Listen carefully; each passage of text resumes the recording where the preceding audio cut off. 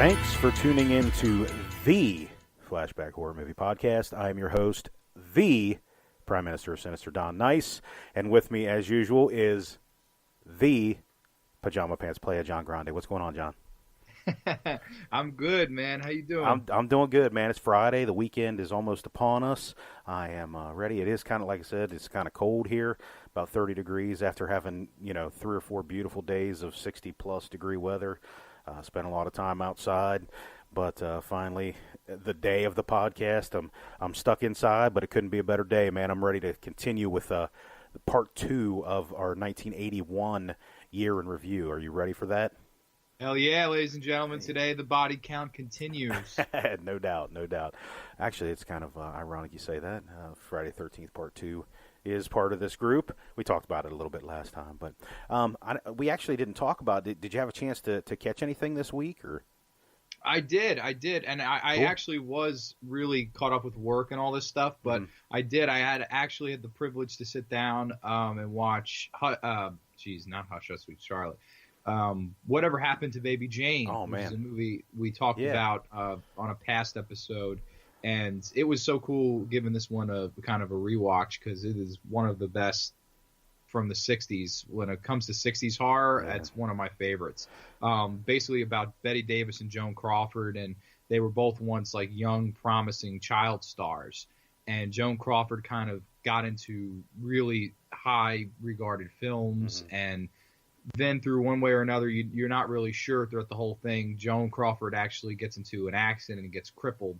And throughout the whole movie, we're kind of led to believe that Bette Davis did it to her, and she's basically, Bette Davis is basically torturing her for 2 straight hours. It's one of the craziest movies you'll ever see, and Bette Davis is really trying to relive the glory days, and she can't get over the fact that she's not a star like she used to be, and she's old now, and she's not a kid anymore, and it's just a creepy-ass movie, man. There are some creepy music scenes of her performing as if she was a child again. Oh, man. And there are scenes where she tries to force feed Joan Crawford like dead rats that she killed in the cellar, and fucking her dead bird and parrot or whatever. And man, it is a fucking crazy movie. To anybody who has not seen it, it is a great movie. And if you don't believe me, it actually does have an 8.1 on IMDb, which I'm just looking up right now, which is pretty amazing. Yeah, I think we talked about before that, I still haven't seen it. Yeah, so that's pretty crazy. I need to go and watch it. I just wrote it down because the way you talk about it, it sounds like it was pretty hardcore. For a regular studio movie back in the 60s. Feeding her rats and dead birds and stuff, and it's a very psychologically challenging movie. Sure. It's very fucked up in a lot of ways, but I think the 2 actresses really pull it off, man. Nice. Well, cool. I didn't have a chance to watch a ton of stuff. I did watch. I started watching the first season of Westworld, which I know isn't horror, but have you seen that show? I have not. How is it? It's actually pretty good so far. I'm about 3 episodes in. I've been watching one every night, since Tuesday or whatever it was. But it's actually a pretty good show so far. It's really in depth, and they're trying to cram a lot of information in, obviously, in the first few episodes. But it's still pretty good. It's got Anthony Hopkins in it. You really can't go wrong with Anthony Hopkins. So, it's got Thandie Newton and James Marsden. It's got a pretty good cast, and from what I've heard, it's an amazing show. But yeah, I'm 3 episodes in. I'll kind of keep you informed as to whether or not I continue to watch it. TV show, it's hard for me with TV shows. I kind of have a hard time. They have a hard time keeping my attention. But so far, this one's pretty good. I can't complain. So, but yeah, so I got a chance to watch 3 episodes of that. And, there are scenes in it that are pretty brutal. Because it's from HBO. You know what I mean? So there can be a lot of violence and some nudity and things like that. But nothing super hardcore that I would call gory or anything like that. Just typical Wild West stuff. But anyway, so that I had a chance to watch that. I'm trying to think if there's anything else. What did you get a chance to watch anything else? Yeah, I actually sat back, relaxed, and watched a couple TV episodes of horror stuff myself. Nice. Twilight Zone? I watched one of the 80s versions of the Twilight Zone. Okay. And the episode was called Button Button. Okay. And it's basically the story of this couple that gets this package in the mail, and it is a box, and in this box is this glass cylinder, and if you open the glass cylinder, there's a button. Okay. And then basically this guy comes to their house and says, "Hi, you've gotten the package, and basically I'll give you the rules. You have 24 hours to make your decision, and if you hit this button, you'll have two things will happen. One, someone in the world you don't know will die, and two, will transfer $1 million into your, bank account, tax free." Right. And then the whole episode is basically the husband and the wife trying to decide, do we hit the button? Do we not hit the button? Do we kill somebody? Do we not kill somebody? And man, it's really, really good stuff because it shows the greedy side of humans and it shows the moral side of humans. And it's really that battle throughout the whole episode. It's basically like, how you have the classic trope with the devil and an angel on your shoulders. Like, the whole episode is basically that, but it's a husband and wife arguing, and it's really good stuff. Yeah, didn't they make a movie? They made a movie about that. Who was in that? I'm trying to remember who that was. It's actually James Marsden was in it, and Cameron Diaz. Oh, Cameron Diaz. I was just trying to look it up. I couldn't remember who it was. For some reason, I thought it was James Franco. But did you see the movie? I did see the movie. I saw the movie years ago, and I was not a fan. It was pretty lackluster. It actually was from the director of Donnie Darko. Oh, really? Which is a huge cult film, especially around where I live. Like, there are a lot of people that I know that consider it to be the greatest movie of all time. So when I checked out I was like, oh man, I'm excited to see this. I believe the film version was called The Box, just The Box, not Button. Yeah, I thought it was called The Package. I was looking it up. I'm like, The Package. That sounds like porn. Anyway. But I remember when that movie came out. It didn't look very good, but so it has to be based specifically on this episode of The Twilight Zone, or maybe there's a short story or something like that. Maybe. Well, the Richard Matheson wrote the short story in the 70s. There you go, Richard Matheson. I'm Legend. The episode works a lot better because it's only 20 minutes long. Yeah. That movie. I'm sure it would have been okay. 20 minutes shorter, huh? Yeah, that movie. I think the movie's over 2 hours. Oh my god, which is fucking crazy. Yeah, that's nuts. But yeah, that sounds interesting. I like I said, I didn't see the movie, so maybe I'll just go check out that episode and skip the movie. Yeah, it's on YouTube. It's only 20 something minutes long, and I think it's totally worth it. I thought it was pretty entertaining for what it was. Cool. I'm trying to think. Oh, I actually watched an old cheesy movie from the early 2000s. I'd never watched it before because I thought it looked stupid, but I got on the treadmill here at home and started running, and I'm looking for something to put on the TV while I'm on the treadmill, and it was Route 666 with Lou Diamond Phillips and Lori Petty. Have you ever seen that? I haven't seen that either. Yeah. It's one of those kind of silly, early 2000, late 90s, early 2000s movies. You know what I mean? It didn't have a huge budget. Lou Diamond Phillips, was kind of on the downside of his career. He's kind of had a little bit of a resurgence with that TV show Longmire.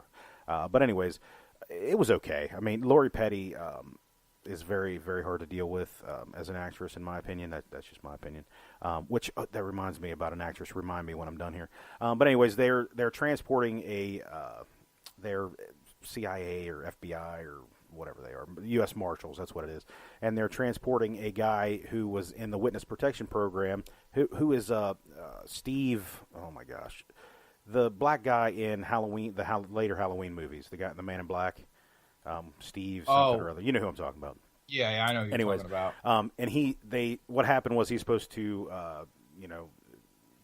appear in court against I don't know if it's some kind of kingpin or something like that. Anyways, and he goes on the run, and they have to pick him up and take him back, and they take this road that's not on the map called Route 666, and there was a chain gang that was doing some work on this road, back in the 60s, and they were serial killers, and they all were killed working on this road. Anyways, they take this road, and the guys come back and start picking them off one by one. It's kind of the same old story that you've heard 1,000 times, but it really wasn't bad. I mean, it's definitely better than some of the more independent stuff from that era, but it still wasn't anything to rave about. I think it's it probably gets like a 5 or something like that on IMDb for anybody that gives a shit about that kind of stuff. But it wasn't bad. Something to check out maybe with your friends or something like that if you got the time. There's a million other movies out there you should see first. So, but it wasn't. Yeah, it wasn't it's funny. too bad. It's funny. There's a lot of movies like that. Like I don't know. Are you a fan at all of back when they used to do this? They don't do this anymore, but they used to do these things called A Films to Die For. Oh yeah, I remember. Yes, and that way it would fit perfect in there. Absolutely. Yeah, like it's funny, like all those movies really like literally almost all of them are just average to below average. Right. But it's just the fact that it's like, oh, these are the fabled eight, and Oh, right. I don't know. I remember when they came out, man, I was like I wanted to see them all, and it's so strange because like none of them ever really blew me away. Yeah. Like maybe out of, I think they did it for 4 years, so 32 films, I would say maybe like 2 or 3 of them are actually really good movies. Right, exactly. But they just kept me coming back for some reason. I don't know why. Yeah, I remember those. Yeah, those weren't bad. Those are the kind that as soon as they come out, you'd go rent them. That was back when you could go to the video store and rent them. Now you can just check them out online. But that was all part of the thing. We've talked about that 1,000 times. That was all part of the excitement about going to rent movies. You know what I mean? Nowadays you can see them anytime, so you're just like, maybe I'll catch it next time. You know what I mean? So. Yeah, it was a cool way to get kind of original horror filmmaking, a kind of a path to have people see it. Yeah. Like I remember like when I saw Grindhouse, I was like, oh man, I hope they do one of these every year, and they never ended up doing it because it flopped. Right. But I loved the 8 films to die for. I was like, these are 8 original movies, 8 original filmmakers, no remakes, no sequels, just completely new and original content. And like I was super like behind backing them. Sure. Granted, at the end of the day, not many of the movies were that good. Right. Right. Sure. And a lot of them actually were pretty bad, but at the end of the day, it's like I just loved the concept of it. Like I wish they could just bring it back, even if 7 out of the 8 of them were bad. Like it would be cool to get one new original horror movie every year that was like easy at my disposal. Right. I think it'd be great, just because even if the movies, like you said, even if they aren't great, it gets exposure for some new filmmakers. You know what I mean? That are horror lovers. So. That's kind of a big deal to us. You know what I mean? Just keep horror alive. You know what I mean? Not that it's hurting, not that it's hurting or anything, but you know where I'm coming from. Those independent guys, and just get some exposure out there, and maybe they can start making some good shit. Yeah, it's like a good like if you don't want to see it or the next Insidious movie or the next remake, I could believe Death Wish came out today, another remake. Oh, it does come out today? Yeah, I believe so. Oh man, I might have to go check that out. I'm just a Bruce Willis fanboy, so. I don't blame you. And Death Wish, right? I've actually heard good stuff already. So good. I've heard that some of my friends went to a show last night and said it was pretty good. So awesome. But yeah, that's like if you don't want to see any of that stuff, that's what's great about the 8 films to die for. You could have just be like, nope, I'm going to watch something original. It might suck, but who cares? At least it's something different. Right. Anyways, what else? Did you get a chance to watch anything else? No, not really. It really was a busy week for me. I'm sorry. I had a lot of schoolwork and a lot of actual work. So I actually put in an order a couple days ago for a couple movies that I'm excited to get. The first one is the Twisted Collection, I believe it's called. Are you familiar with that? I'm not. What is it? It has a bunch of old movies. It's called Twisted Terror Collection. It's got like Deadly Friend, Dr. Giggles, The Hand. Yeah, Parents. I don't know. That might be in there too, but it's like 6 or 8 movies or something like that. But I just bought it. It was actually really, really cheap on eBay, and I thought didn't own any of the movies, so I figured, hey, it's about time to order that. So that looked pretty good. And I also ordered the Scream Factory special edition of Pumpkinhead 2. Did you like Pumpkinhead 2? I do like Pumpkinhead 2. Oh, really? You're not a big fan of Pumpkinhead, right? I mean, you like it, but it's not in your top 10 list. No, I've seen all the movies like once. That's about it. Okay. And I ordered the movie Nomads with Pierce Brosnan. Have you ever seen that? No, I haven't. Oh man, that's a good movie. It's psychological horror. It's really really interesting. It's about a guy who plays an architect, and he's doing research on this group of nomads, and they kind of haunt him. It's pretty interesting. It reminds me a little bit of like Jacob's Ladder or something similar to that. Where it's that's a crazy movie. Yeah. Jacob's Ladder might be a stretch, I guess, but it's something similar to that, where he's being haunted by you don't know what, you know what I mean. You don't know if it's in his head, you don't know if it's real. But so yeah, I ordered those. I'm excited. Those are supposed to be here like Monday, so I'll be watching. I wish it would be here today because then I'd have a whole weekend of horror. But actually, I am going tomorrow night to see a big screen viewing of the movie Alien. I'm excited about that. Oh man, that's awesome! And we just talked about it on the lost episode. Yeah. So I'm kind of excited about that, and I just bought tickets for a viewing of on the big screen of The Gate We talked about that. Oh man, that just played last weekend by me. What else did it play with? It was Evil Dead 2 followed by The Gate, double damn. feature. Yeah, you can't beat that. Damn, that's a great double feature. I think this one's playing with the movie Ghoulies or something like that, if I remember right. Oh, really? Yeah. So, I'm not sure. I'm not a huge fan of that movie, but is it the 35 millimeter print? No, it's a Blu-ray. It'll be a Bluray. Oh, okay. Yeah, but we actually it was 35 millimeter print. Oh, that'd be even better. But yeah, I think it is. If they got the 35 millimeter print, I'll be amazed. But yeah, so I'm excited about that. That's next weekend. That's the 9th. That's a week from today. And then the week after that, not to keep going, but literally 2 Fridays from now is Friday the 13th screening on the big screen with Adrienne King, who's coming into town. And I think I told you about that. We're going to go out to dinner and hang out with her a little bit on Saturday. So, me and the old lady. So I'm excited about that. So, but anyway, that is so awesome. Yeah. So I'll definitely let you know how that goes. Give everybody an update how Miss King's doing. So, anyways, I guess we should go ahead and get started with the rest. You probably don't even know who Paul Harvey is, do you? No, I don't. Never mind. It was a radio thing back when way back in the day. He told the rest of the story. So this is the rest of the story of the year of 1981, the beginning of the slasher boom and the golden age of horror. I'm going to go ahead and let you start. What do you have first for us? All right. Up first, let's see what we have here. Let's talk about. How about this? We'll talk about one of our all-time favorite cannibal movies. I know for a fact we both love this one. Oh, yeah. It is from 1981. It is Umberto Lenzi's Cannibal Ferox, a.k.a. Make Them Die Slowly. Big Don, what do you think about this one? Well, everyone's heard this story, but I'll go ahead and get into it a little bit. This was a movie that when I was a kid, video stores, VHS, not DVD, were popping up all over the place. I mean, all over the place. That was happening in grocery stores and rental places. Like furniture rental and they were just all over the place. I remember a place called Curtis Mathis that sold electronics and home furnishings and things. They started renting, but they were all over, even where I lived. And I lived in a tiny little town. Okay. But the place that I used to go was this is crazy, is a converted service station, gas station. Okay. Now, the difference between a gas station and a service station is the service station had usually two bays where they would take your car and work on it at the same place. Okay. They don't really do that anymore at a gas station.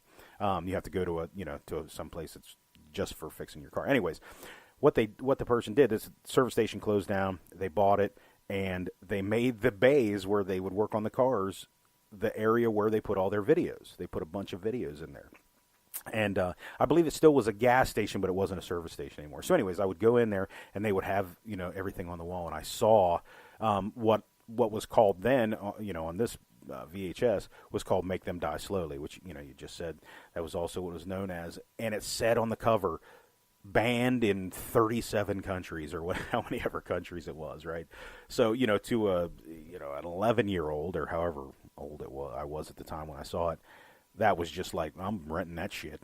You know what I mean? I don't care. It could be the worst shit in the world, but if they banned it somewhere, I got to check it out. It's still kind of like that, actually, isn't it? Yeah, absolutely. It's the unknown that draws you in. Yeah. But even back then, it's kind of similar to the way it is now. I didn't have a ton of friends who loved horror. You know what I mean? So this wasn't a movie that any of my friends were like, oh, we want to watch that with you. So I had to go put this in the VCR and watch by myself, which that was what the excitement was all about with these types of movies. What am I going to see? Is this going to is it illegal? You know what I mean? Am I going to see people really die? So that was my experience with this movie. As far as cannibal movies goes, this is right there with with the top of the heap with cannibal movies. And I kind of feel like maybe you feel the same way. Cannibal movies, just for me, they're dirty. You know what I'm saying? They have this grimy, dirty, weird feeling in the pit of your stomach when you watch these movies. Not to say that they're bad or anything. It's just for some reason I just get that feel, or I got that feeling when I was younger. Did you kind of feel that way too? Yeah, most definitely. It's one of those. It's that yellow. It looks like somebody wiped their ass with like the film reel or something. Like it's Right. it's so gross, man. Right. But like it keeps you watching because it's just it feels like you shouldn't be, you know? Right. Right. Yeah. And one of my favorite kind of bit players, especially in Italian movies, is in this movie, and that's Giovanni Lombardo Radice. And Gotta love him. Yeah, man. I mean, he's in this, which really this movie introduced me to him. But he's also in some Fulci films. He's been in other cannibal movies like Cannibal Apocalypse with John Saxon. He's in House on the Edge of the Park, which is another very in my opinion very underrated horror movie. I don't know if you really call that a horror movie. I don't know what you call it. But anyways, Another Deodato joint. Yeah, and it's I think by most people who are horror fans they consider it horror, but somebody might call it a thriller or something like that. But anyways, I really like him a ton. You know what I'm saying? And he's also in City of the Living Dead, which is my favorite Fulci film of all time. But he kind of stole this movie for me. I remember him from this movie and the first viewing of it. Not that you have to talk about him, but what do you think about this movie? I know it's got to be up there for you too, right? Yeah, it is. It's probably my second favorite cannibal film of all time. Yeah. And what's crazy about it is, I mean, some of the practical effects in this movie are terrifying. Like, this movie has the real animal killings and stuff in it too. Like, they actually, I think at one point they shoot a pig point blank in the head, and you see the whole thing. That's pretty disturbing. But the scenes that really make me like remember this movie and what keeps this movie like kind of towards the top is some of the scenes towards the end where they have these three people and they're kind of torturing them, and they do something to one man's appendage and it's fucked up, and they also like crack his skull open and shit. Like it is some hardcore stuff. Like if you've ever seen this. And also the poor girl, they like kind of hook her up on this kind of noose thing, but they hook her by her like her boobs, and it's fucking crazy, man. One of the most disgusting, disturbing visuals you'll ever see. Like it is horrifying, and to this day it still looks real. Like if you look at it to this day, that image of her getting hung up on her by her boobs, man, like it is fucking horrifying. This is really like a great effects movie and just an overall great cannibal movie. It's just, I think it's a little bit darker in some aspects than other cannibal movies. Like if you ever watch like Mountain of the Cannibal God with Stacy Keach and Ursula Andress, like it's almost like fun throughout, you know? Like it's not this movie is really not that way at all. Like it maybe the first 10 minutes and then it gets into it and you're like you're strapped in for the ride. This is a pretty awesome little movie. Really gritty, really grimy, you know, and I just love it. I love everything about it. Yeah, and if you've seen Cannibal Holocaust, you know, and enjoy that, this is definitely that it's up that alley. It's not up the the Keach and Andress cannibal movies. That's more of like you consider that like a Disney type cannibal movie. You know what I mean, compared to these. But you talk about the scene where the girl's hung up by her boobs. That scene is just below the chick impaled on the stake. You know what I'm saying? I mean, they might even be pretty even for me. I mean, just the memory of it. You know what I mean? Is just like like you said, it's just horrifying. And she's still awake, right. She's still alive, and that's what's really. She's like in pain, and you're like, shit. When I first saw that, man, I was like, oh my god, like, I was in pain myself. Right. That reminds me of Dustin Hoffman in what's it called? A Man Called. Or I can't remember. He plays an Indian, and the same thing happens in this movie, and it might be based on that. As a matter of fact, is it A Man Called Horse? I can't remember what it is. Anyways, sorry, I should have looked that shit up. Anyways, so yeah, if you're into cannibal movies, if you're into the dirty, grimy, make you want to take a shower afterwards movies, this is definitely one of them, right up there with Cannibal Holocaust for sure. Absolutely, I agree. Cool. What have you got next for us, Don? Well, I'm going to go a little, what I consider a little lighter, because pretty much anything after that, after those movies are lighter, is the movie Hell Night. Ooh, Linda Blair. Yeah, Linda Blair, directed by Tom DeSimone. Also stars Vincent Van Patten, which we talked about that, and Peter Barton from Friday 13th, final chapter. I love this movie. And, this movie has a little bit of a different feel to it. Now, this movie they kind of marketed it as a slasher movie, and it has elements of the slasher movie, but this is more of a gothic type. And part of the reason is the setting. It's about some college pledges who are forced to spend the night at a deserted old mansion where they kind of, they kind of hunted down by the survivor of a family that there was a massacre in the family and all that good stuff. But this movie, like I said, the place that it takes place is kind of like a castle-like place. I mean, it's a big mansion, but it's more castle-like. You know what I mean? There's a lot of stone, and I know you've seen this movie, but there's a lot of stone inside. You know what I mean? Like a stone fireplace, and the rooms are huge, and they're like 14-foot ceilings and all that kind of stuff.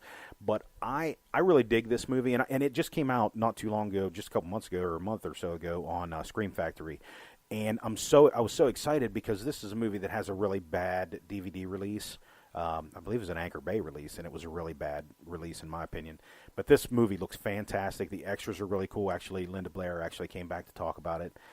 Vincent Van Patten came in to talk about. You know what I mean? So and I don't believe Peter Barton did for some reason. But the cast is really good. There are some decent scares in it, but it's definitely at times lighter. Lighter fare than some of the other slashers at the time. I didn't find it very scary, but I loved it in the same, you know what I mean? Anyways, I remember seeing this movie not too long after it came out on VHS, so it was pretty early, and I just ate this shit up. So that's another reason that I have really, really good memories about it, is because it was right in my wheelhouse at the right time, you know what I mean? So, anyways, what about you? Are you familiar with this movie? Yeah, I'm a pretty big fan of this movie, actually, and I actually will tell you something that I don't even know if you know. Uh-oh. The director of this movie is actually, in Friday the 13th Part 5, there's a scene where there's this one guy who's completely, like, unrelated to anything. It was just, I think, a body count scene where this guy drives to the diner and he's looking to hook up with his woman or whatever. Oh, yeah. The guy in the car who actually gets axed in the head by Roy is the brother of Tom DeSimone, the director of this movie. Are you serious? I had no idea. That is fucking crazy, right? I actually have the Crystal Lake Memories book, and it says in the book that his brother went on to make such horror films as Hell Night, and I was like, oh my god! I was like, so these guys are related. I thought that was the craziest thing ever. Very cool. That is cool. Yeah, that's only if you had that book would someone know that, because I remember reading that and being like, wow, that's crazy.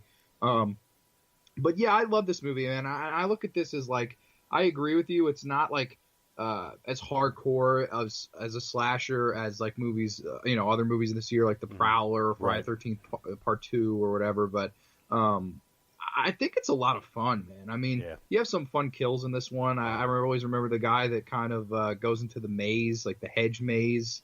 It gets scythed, like a scythe, man. Like he gets slashed right in the fucking...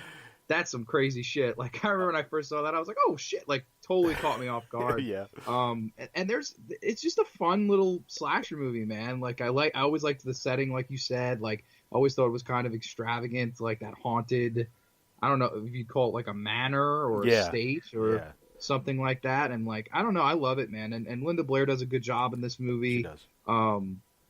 It's really one of the better slashers of this year, which is funny because most people don't talk about it. And I think it's honestly, like you said, because of that bad DVD release. They're really, like, I haven't seen, this is a movie I only saw a few years ago. Okay. Because there was really never a good release of it. Like, I actually watched it online one night, and I was like, I can't. It's if you can't get your hands on a good copy, what's the sense? Right, it's like Blood Beach. Can't get a good copy, I ain't watching that fucker. You know what I mean? So totally. But this is a lot better than Blood Beach. I'll say. Yeah, that. yeah, right. This is a lot better than. This is like an Oscar-nominated film next to Blood Beach. Yeah. But yeah, man. To anybody who has not seen this movie, because I know there probably are a few people out there that haven't. It's totally an awesome slasher movie from the classic year of the slasher. So I would more than recommend this movie for sure. Yeah. I wanted to say Tom DeSimone. He directed 49 movies. Now, that's a lot of movies, right? But he directed he directed movies like Reform Schoolgirls, Angel, the Angel series. He directed part 3 of that, which isn't the best one of the series. But he directed a ton of movies under the name Lancer Brooks, like Crazy Grindhouse, Gas Pump Girls type, movies like that, movies called Good Hot Stuff, you know what I mean? So there's, I haven't seen many of these, but they're all Grindhouse type movies. Swap Meat, MEAT, I mean, just Sons of Satan. So anyways, he might be a dude to look into because I haven't seen any of these movies. So I might have to check some of these out. And they might be right up your alley, man, the Grindhouse movies. But anyways, I don't want to get off on a huge tangent here, but I think we need to talk about this because I think the fans deserve to hear what we have to say about this. Linda Blair, hot or not? Oh man, wow, that's tough for me. I guess I would lean more towards hot, personally. Okay, all right. How about you? Yeah, I think it depends on the movie. She had a tendency to vary in weight, which is not an issue for me, by the way. Not like, but there were times, like in this movie in particular, where she was very cherubic. She looked like a cherub, like an angel. The chubby angel, that she has that kind of face. And later on when she was having a hard time finding work and stuff, she really thinned down. She did a lot of topless shoots and things like that especially for overseas magazines and things like that. But yeah, there are some movies where I think she's very, very attractive. But, and then there were some when she kind of seemed to kind of let herself go. I don't know. I don't know of anything, but she may have been on drugs or anything like that, something like that. You know what I mean? So, and I'm sure there were times when she was, like I said, struggling for some work and maybe for some money. But yeah, I'm not a big fan of her in particular, like her personality. Obviously, we've talked about that in the past. But yeah, no one really is. Yeah, there were. Yeah, right. I don't want to talk about your dog, but thanks. Right. But yeah, there were times when I thought she was pretty hot, and this is a movie where she's very, very cute. So that and there's the British girl in this movie, and again, I'm drawing a blank on her name. She was also pretty cute. So, and that's the person that Vincent Van Patten hooked up with in this movie. She was kind of hot too, and she has that British accent, so that's kind of cool. But yeah, another great movie. If you haven't seen Hell Night, definitely go out and check it out. Actually, go to Scream Factory or to Amazon. Don't buy a shit from Scream Factory because they will fuck you over. But go to Amazon and buy that movie because it's worth having, and it has never looked better. So it's worth putting on your shelf for sure. It'll look nice up there. So, anyways, what's next for you? All right, next up on the list of 1981, I figure we talk about a sequel to change things up a little bit here. Absolutely. It is The Final Conflict. Oh, man. Omen 3. Don, what do you think of The Omen 3? I'm a little ashamed. I've never seen it. Oh, wow, okay. I didn't care for 2. Oh, really? Yeah, so I didn't see part 3. And I really like Sam Neill. It's kind of funny because he was in this and we talked about Possession. I like him usually, so I probably should have checked it out, but I've never seen it, so that's going to have to go on the list. Tell me about it. Tell me. It's certainly it's certainly not as good as the first 2 movies. Okay. But if you didn't like part 2, I would assume you wouldn't like this either. Okay. Personally, I love part 2. I like the first 2 Omen movies a lot. I actually kind of like Omen 2 and a little bit more than the first one at times. Really? I always thought that was a really creepy ass movie. Certain scenes with that woman in the road getting attacked by that bird and then ran over by a fucking 18-wheeler. I mean, that's one of the craziest scenes I've ever seen. But this movie is basically, if you don't know, Damien the Omen becomes president of the United States. Oh shit! No way. Yeah, and that's the whole plot of this movie, and it's all basically all this stuff happening while he's running the country, and it's funny. It has its moments, but it's really not the greatest. There's plenty more stuff this year to watch than this movie, but if anyone's interested, man, I think it's probably, I would say, an average film, like a 5 out of 10. Oh, I gotcha. It has its moments. It's pretty good. It's a step down from the first 2, but it is kind of a cool concept. I wish they could have done a little bit more with this than what they did. I don't want to ruin anything for you because you haven't seen it, but we can just mention this one in passing, I guess. Well, check this out, though. You want to hear some shit? First of all, it gets a 5.6 on IMDb, which is way better than I thought it would be. But you want to hear some shit? I own the Omen collection on Blu-ray. And I've never seen it. That's kind of stupid. That tells So you. there are a lot of people that own like hundreds of DVDs and like 95% of them collect dust. Right. Like they never watch. Like that I know a lot of people like that. Like to me, like I'm one of those people. Like if I'm gonna buy it, I'm gonna watch it like that week or that day or somewhere in the near future. Like I know people, they buy so much shit that they can't keep up with. Yeah, that's kind of where I'm at. But I actually got it out. It's sitting here on my desk now. So I want to go back and watch 2. It actually gets a 6.3 on IMDb, and I saw it really, really young, so maybe that might make a difference watching it again. I've only seen it the one time, so I'm gonna. Yeah, have to I would back. give it another shot if I was you, because like I'm a big fan. I believe that came out in '78. Yeah, 78.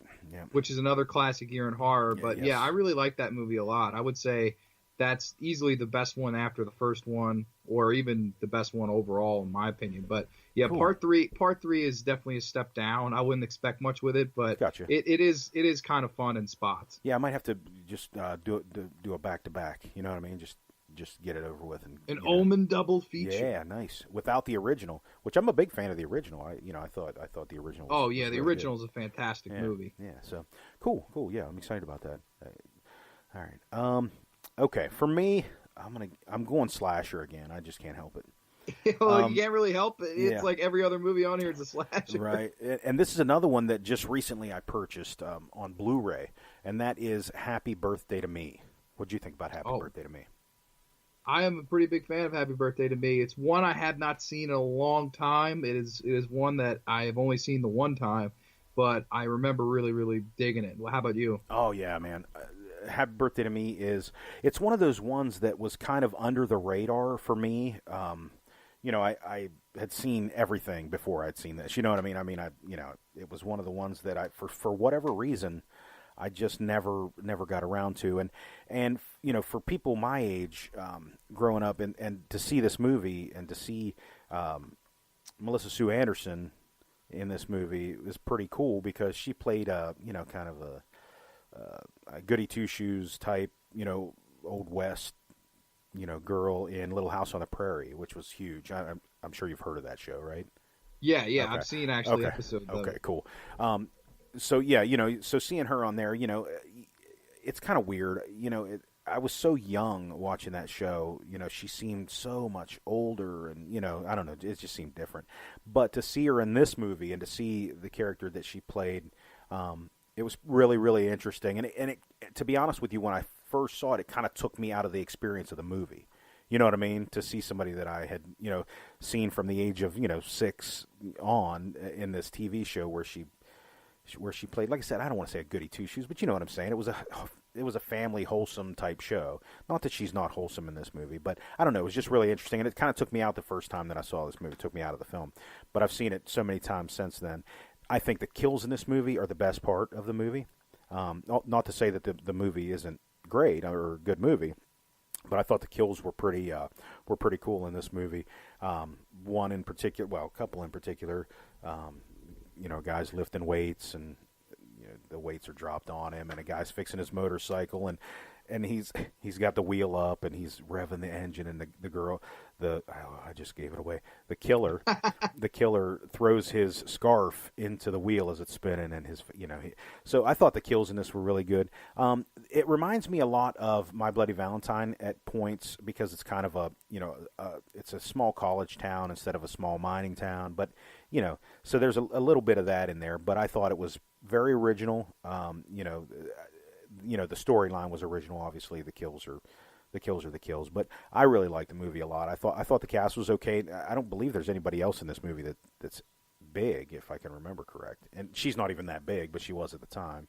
But yeah, I really liked it. What about you? Yeah, I'd agree with you, man. I think the kills are really the highlight of this movie. Like, I can remember that the one with the scarf into the wheel was always probably my favorite too. I just thought that was such a brutal way to go. Right. Because you're fucked, and you're not going to die instantly unless it snapped his neck, instantly, and he died. Oh. But I mean, that movie, it's really, I actually never thought about it like the way you said, but it really does have a My Bloody Valentine type feel to it. Mm-hmm. And I love some of the house shots and stuff, like, and I think like you said, the killer is really cool in this movie. Like, cause right. I remember when I first saw this, and the only time I really saw this was I was pretty shocked at the end. Like, I didn't see it coming at all. How about you? No, well, no, I didn't. It's kind of far-fetched and kind of silly when you think about it, but you're absolutely right. You had no idea what was going on, and I'm sure you don't want to give anything away. I don't really want to give anything away either. But yeah, it's pretty cool. I mean, it definitely doesn't take the the easy road like a lot of the other movies did. You know what I mean? It's kind of a different way to do it. You know what I mean? And I thought that was pretty cool. So definitely. Check it out for the ending for sure, and the kills, and obviously we'd be remiss not to mention the shish kebab. I mean, it's the shish kebab kill, which is actually the poster for the movie, and I'm sure that's when people think of My Bloody Valentine, Happy Birthday to Me, they probably think of that poster with the shish kebab going in the dude's mouth. You know what I mean? Yeah, it's a classic artwork. Yeah. So yeah, great movie, and like I said, I feel it's definitely, I don't want to say underrated, but underknown, underexposed. I don't know how else to put that, but this one fits right in with 1981. Don't you agree?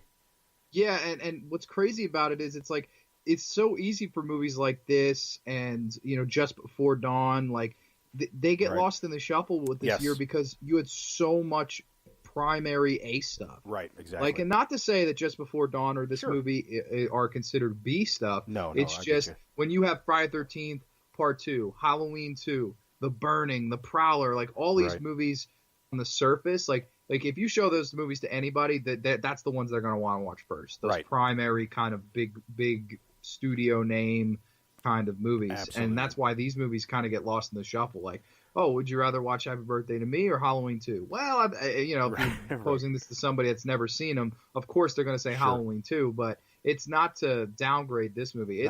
This is one of the years in horror where you had so much good stuff that a lot of it kind of gets forgotten about. A lot of it kind of gets buried because it's not really the runt of the litter. It's just kind of buried underneath the gold that is the other movies. Like, it's crazy. Absolutely.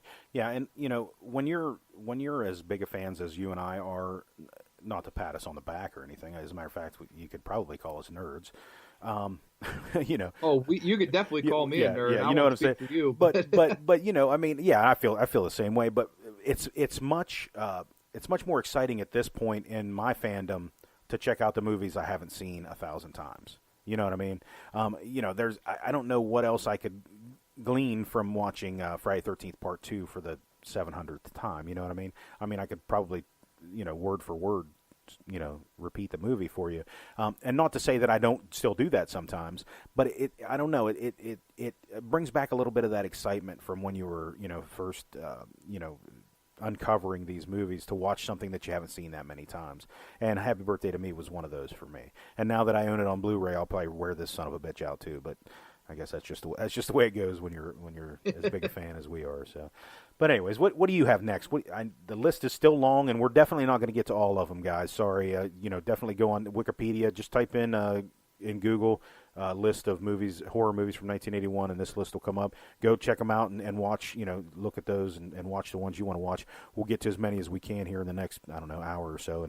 But what did you have next? Yeah, like you said, it's impossible to get to all of them, so we're just going to cover the ones that we really kind of want to talk about. There you go. This is one I'd love to talk about because it's just so fucking batshit crazy, and it is 1981's Don't Go in the Woods. I warned you, Don. I warned you not to go in those woods. Oh, my God. What do you think of this classic, horribly great movie? Oh, my gosh, dude. I can tell you this. I avoided this movie for such a long time. And to be honest with you, I wouldn't have been mad if it was longer. It's one of those kind of movies. You know me. And the one thing... The comedy in this movie, there was definitely some intended comedy, but there was a lot of unintended comedy too. Don't you agree? I mean, I think that's I think obvious. A lot of it's unintended. I would say about 80 to 90% of it's unintended. Yeah. It's crazy. Yeah, and it's just one of those types of movies. If you're into Troll 2 territory, that's not necessarily what you're looking at here. I mean, this movie. this movie is, it's not a great made movie, but it's not as bad as some of the, the ones that you hear about, the Troll 2, it's bad, but it's not quite as bad as those. But it doesn't save it. I mean, this movie gets a 3.6 out of 10 on IMDb, and I'm just trying to think. There's nobody, there's obviously no one in this movie that ever went on to do anything, right? Or that was in anything. No, there is nobody in this movie that really had. I'm assuming they didn't have the budget for anything like that. The budget on this movie, $20,000. Oh, no shit. See, yeah, holy moly, really? That's insane. Well, then listen, if that's the case, I got to give us some credit. You know what I mean? For $20,000, I had no idea. But I do know that one of the things that you hear on the internet is that this is the movie where for the blood they used barbecue sauce. If that tells you anything, you know what I mean? They just used some barbecue sauce off the shelf. So I've heard that 1,000 times. I don't know if that's true or not, but that's what I've heard that about this movie. This is a movie I've only seen one time. This is a movie I do not own, and I believe you can buy it on Vinegar Syndrome or one of those. But yeah, this isn't. If you're looking for, B grade horror from 1981 slasher from this isn't really the one for you. I'm not a fan. What about you? Well, I'm a fan of the fact that it's kind of so bad it's great to me. You. Like I agree with you. It's not Troll 2 so bad it's great, but it's like. I think the killer in this movie really puts it over the top for me. Just like the shit they have him wearing and the shit they have him do. Oh, my God, man. The guy in the wheelchair. Oh, yeah. Oh, my God, man. That is some of the funniest shit I've ever seen in a movie. And it's so, like you said, it's unintentional, so it kind of feels genuine and organic. And I think that's why this movie works. I believe this was a part of, if you can believe it or not, this was a video nasty, I think. Oh, no which shit. is really weird to think to me because it's really not, like I don't think this movie was video nasty, but there's actually a lot of movies on that video nasty list that you'd never consider video nasties, like the classic, like, rape revenge movies or cannibal films. But I don't know, man. Like this movie, I have a lot of fun with.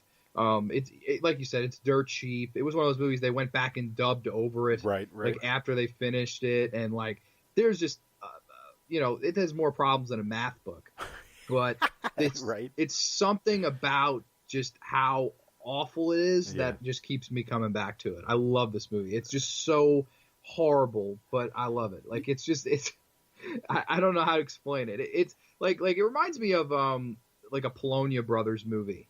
Like something like that, like something really low budget, and is it the greatest on scale? Or a John McBride movie, even like movie like Cannibal Campout or Woodchipper Massacre or any of those John McBride movies.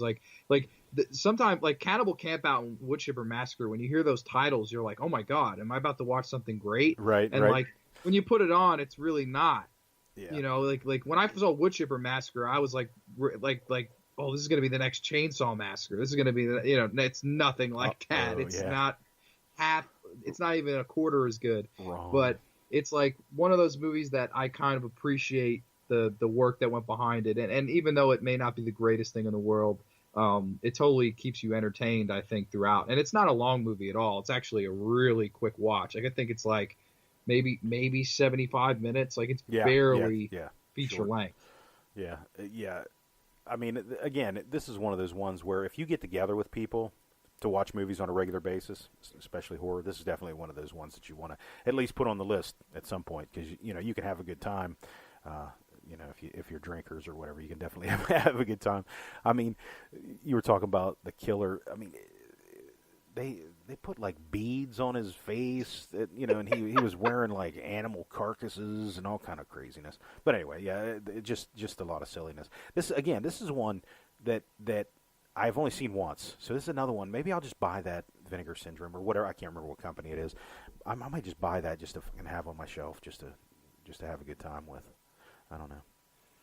Hey, amen to that, brother. I love this one. I'll totally back you buying that. Yeah, another one. It'll take me forever to watch, but that's okay.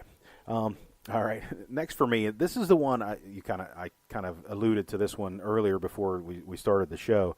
This is one I want to talk about, and this movie was made to be released in 1981.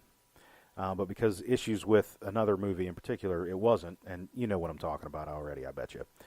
This movie was released on January 1st, 1982. Uh-oh. I know what you're talking about. Yeah, and we won't get too in-depth into it because we talked about it so many times. Have we done a show specifically about this? We did, yes. I thought so. And that's Madman. And the reason that I want to talk about it, first of all, this movie was supposed to be released in 1981, and it was released on January 1st, 1982. So, obviously, it's a great movie. You know, like I said, I don't want to get too in-depth into it, but the reason that I want to get into it is because the producer of the movie, Gary Sales, is attempting to do a reboot himself. Now, he's already got 3 scripts written: a reboot, a prequel, and a sequel. So he's trying, and I've actually got some feelers out to him about him possibly coming on the show to promote it.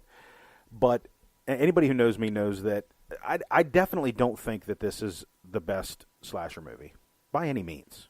But for some reason, I can't even tell you what it is. I just love it. I think the killer's great. I think the cast is cheesy great. There is a cast member that we won't mention her name that I can't stand, but she still does an okay job in the movie for the budget and the movie itself. But Madman is a really good movie. It deserves more exposure. I know if you're a horror fan and you're a slasher fan, you may have heard about this movie and you may have heard about it a lot. But if you're just a casual horror fan, slasher movie fan, you probably don't know this movie, but you need to go see it. Vinegar Syndrome put out a release. I believe Arrow Films put out a release. So it's definitely worth watching. And I thought it was interesting. I thought maybe if some people out there, heard, they could, go on. Actually, there's a Facebook page called Friends of Madman Mars. You know what I mean? Go and support him. I'd love to see an old slasher like this that doesn't have a million sequels be rebooted. How about you? Would you like to see a reboot of this?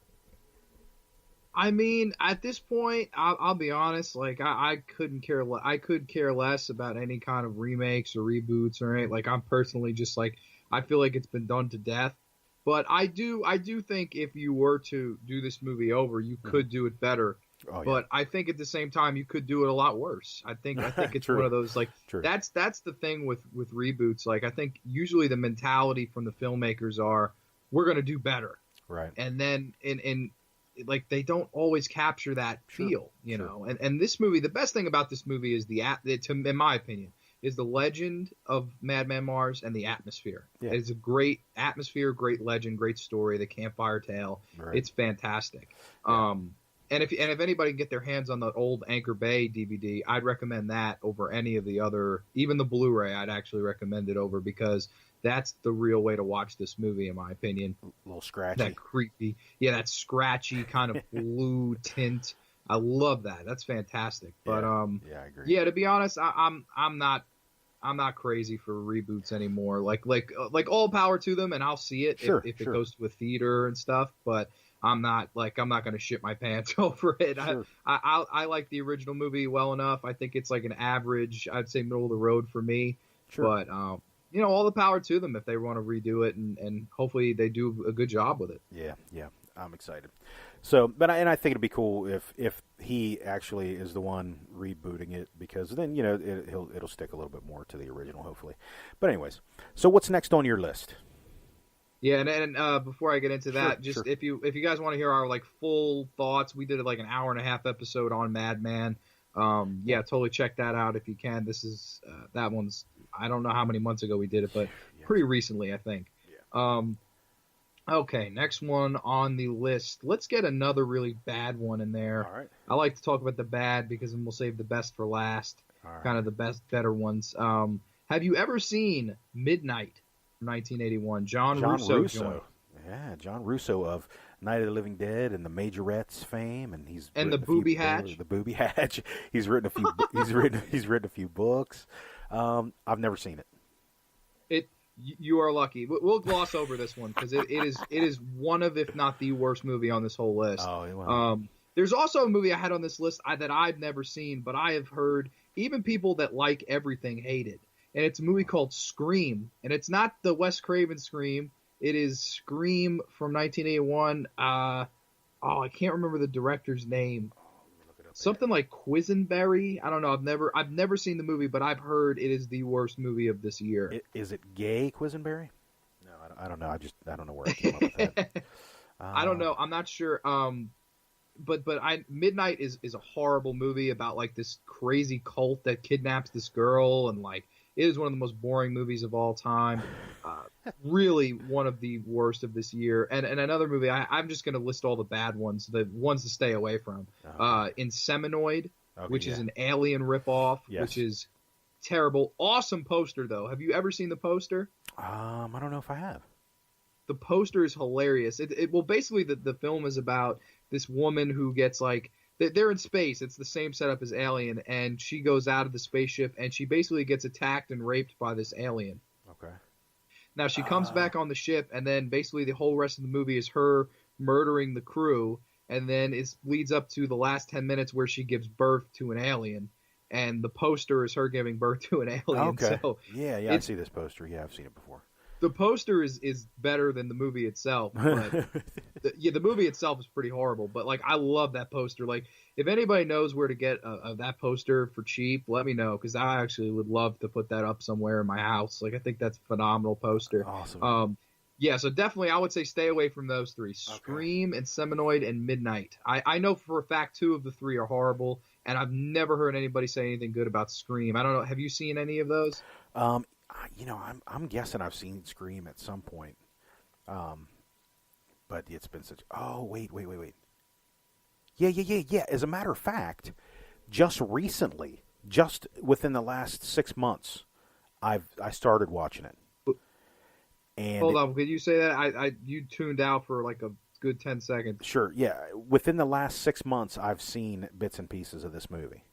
Okay. So you've tried to get through it? Yeah, I actually started to watch it, and it is not good. It gets a 2.8 on IMDb. 2. I did say 2.8. But it's. I mean, I didn't think. Is it 2.8 bad? Not really. You know what I mean? I mean, it only has like 582 ratings, but I didn't think it was that. It wasn't good, but I definitely didn't finish watching the film. But it's just about a group of people who are. They're rafting, and they end up in this ghost town, and they start getting picked off, one by one, like the old slasher trope. The acting is not good, the writing is not good, the killer is, very unforgettable. What I've seen, I haven't seen the whole thing, so maybe if the ending might bring this up to an 8 or something, but I don't know if anybody's ever gotten that far. But yeah, I didn't. It was kind of silly. It wasn't really my thing, you know what I mean? The whole ghost town deal. I'm not a huge fan of ghost town movies. So yeah, not good. Definitely don't waste your time. Let's just put it that way. I mean, unless you're really into bad movies, and then definitely watch the shit out of this motherfucker. Yeah, I never have. I've never I've heard people that like praise everything shit on this movie. That's when you know it's probably really fucking Cool Duder on YouTube. Oh yeah. He who literally likes any likes like It's Pat and shit. Right. Like the Saturday Night Live movie, which was fucking horrible. Right. Like he likes shit like that, but like he even said that this was like one of the worst movies he's ever seen. And when I heard him say that, I was like, no. I'm going to avoid this movie like the plague. Like, I'm going to avoid this movie, because if this fucking guy didn't like it, then I will probably despise it. So right. I'm going to keep my distance with that one. Yeah, so those are some to stay away from, I would say, on this list. I figured we get some of the bad in there, right. And sure, yeah, and now we can continue talking about the good. Yeah, well, I'm trying to figure out what unless there's any more bad that you'd like to mention to warn people to stay the hell away from. No, not that I can think of. Let's talk about, have you ever seen the movie The Entity? Oh, man, I haven't, but I have heard good things, and I would love to see this movie. Like, it is on my list to watch. Oh, cool. Now, what's interesting about this movie is I believe, it has Barbara Hershey in it, right? Yes. And she looks great in this movie. Isn't she in The Burning? Barbara Hershey no, I don't think so. Who am I thinking of? Who's the big name actress? Holly Hunter. Is it Holly Hunter? Holly Hunter's in The Burning. I know that. I don't think is she in this movie too? No. I'm getting them confused. But anyways, so The Entity is a story, and this is based on a true story. Did you know that? I did not know that. Yeah, No. yeah, it's actually based on a true story about a woman who is haunted and raped by a ghost in her home. Ooh. Yeah, and I actually watched a documentary about with a guy who did the he's like the psychic medium, whatever you want to call him, guy who actually went to her home and tried to figure out what the hell was going on. The guy who wrote the book, I believe, is Frank DiFilita or DiFilita. I'm not sure how you say that. Who's a pretty well-known author. But anyways, so the story is they're trying to figure out if there's something wrong with her or if there's actually a ghost in the house and so on and so forth. It's actually a really, if you're into those kind of movies, possession movies aren't necessarily my thing. I enjoy them, but they're not necessarily my thing. This movie is a little slow for me, and maybe the fact that it's based on a true story kind of gives it a. There isn't a whole lot of arc in this movie, you know what I mean? Where it just seems like the same movie throughout the whole thing. You know what I'm saying? I mean, there's some pretty crazy, possession types scenes. You know what I mean? Where she's, being fucked by a ghost, which I feel all that crazy. All that shit's crazy. But anyways, that's neither here nor there. But I didn't feel like there was a ton of upward momentum to this movie. You know what I mean? Where there was a lot of the big climax at the end and so on and so forth. I thought it was a very, what it seemed like to me. Let's just put it this way: it seemed like a TV movie. I think that probably would have been the best place for this movie. It wasn't a bad movie.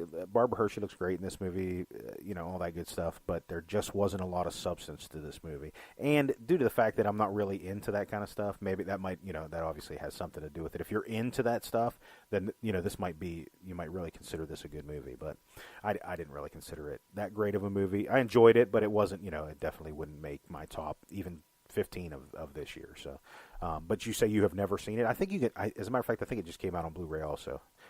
I know. Is it another Scream Factory or no? It's one of those other companies. I can't remember which one it was, but anyway. So yeah, it's worth a watch if you're into possession or haunting type movies. It's not on the same plane as say Poltergeist or something like that. You know what I mean? It's not that theatrical. So I don't know. It's going to be hit or miss for people, I think. Yeah, I totally feel you. There's a lot of movies like that. Yeah. Like from this time. Yeah, that's one I remember I had always heard about, but I never got the chance to sit down and watch it. But yeah, maybe I will in the future. I'm not sure. You definitely kind of you made it sound a little bit underwhelming, so I don't know if I'm gonna go out of my way to see this one. Maybe in the future, but that's kind of the way I felt. Let's talk about one we kind of glossed over this. Okay. The last episode, and I actually would like to hear your thoughts because you said you weren't you said you were a fan, but not the biggest of fans. Okay. Let's talk a little bit about Sam Raimi's Evil Dead. Okay. Wow. What are your thoughts and feelings? Because I was actually surprised to hear you weren't a big fan of this. Yeah, well, let me just put it to you this way: I came to the Evil Dead films late. For me, and there was so much hype around the movie that I think that kind of did a disservice to the movie for me.